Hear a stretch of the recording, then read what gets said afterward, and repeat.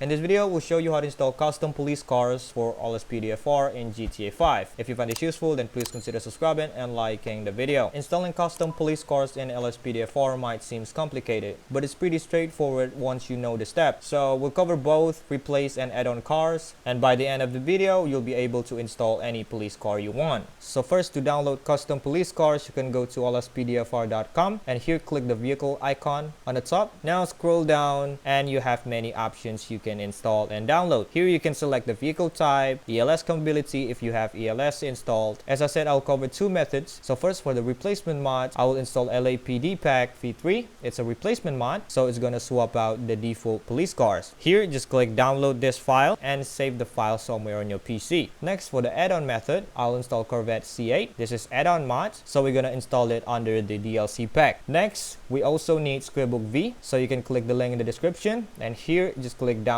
And next, we also need OpenIV to install the vehicle mods. You can go to OpenIV.com and here just click download now. Next, this is optional. To spawn the add-on car, you can use any other trainer if you want, but for this video, I'll show you how to use it with menu. Alright, after you download all of the necessary files, now you have the replacement police car and then the add-on police car, ScriptBook V, OpenIV setup, and menu zip file. To install all of them, we also need your GTA 5 directory. To find it on Steam, you can go to library and then look for your GTA 5, right click on it, manage, and select browse local files. On Epic Games, you can go to library and then look for your GTA 5, click the three dots next to it, manage, and here click the folder icon to go to your GTA 5 directory. Now you have your GTA 5 directory.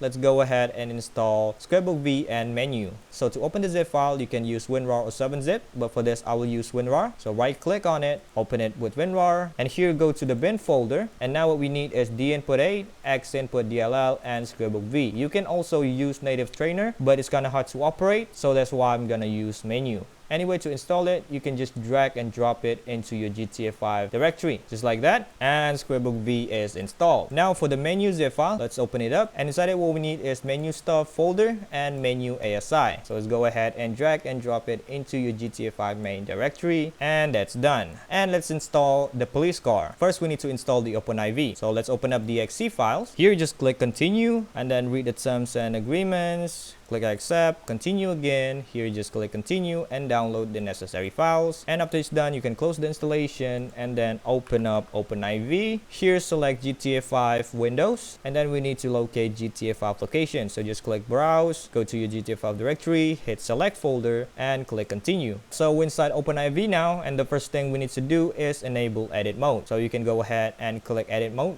on the top right here, click yes, and then hover up to the top menu, click tools, ASI manager, and what you're gonna do is install ASI loader, OpenIV ASI, and Open Camera if you want. After you're done, you can close it. And now let's install the replacement mods first. So let's open up the zip file, and inside the zip file you will have ELS files, so the vehicle files, and the meta files. And if you have readme files, always open it up to know where exactly to install the car mods. First, let's install the vehicle files. Let's open up the folder, and here you'll have all of the vehicle files. So go to OpenIV, go to mods folder. If you don't have mods folder, you can go back to your GTA 5 directory and then create a mods folder and copy update folder from your GTA 5 main directory. Now I already have it, so let's go to mods, update, and then x64 DLC pack. And here we're gonna do is install it into the latest patch day. So you can scroll down, look for the latest patch. So for me, it's this one. Open it up and then go to DLC RPF, x64 levels, and GTA 5 vehicle RPF. Now we're gonna put everything from the zip file into OpenIV. Drag and drop it, and that's done. For the ELS files, you can open it up. You can go to ELS folder inside your GTA 5 directory. So you need to install ELS first to use this XML file. Open up the ELS files, pack default, and we're gonna put the XML file into the folder like that, and that's done. And for the meta files, you can check the readme files. I'm not gonna show you because it's gonna be different for every mod. And that's it. The replacement car is done. Now let's install the add-on police car. So let's open up the zip file. For the add-on mods, you'll have DLC.rpf files. To install it, simply go to mods, update, and then x64 DLC packs. We basically gonna install it as a patch. So let's drag and drop it into the DLC packs. There we go. So I have it right there. And next we need to add the folder into the DLC list. So you can go to update and then update RPF, common,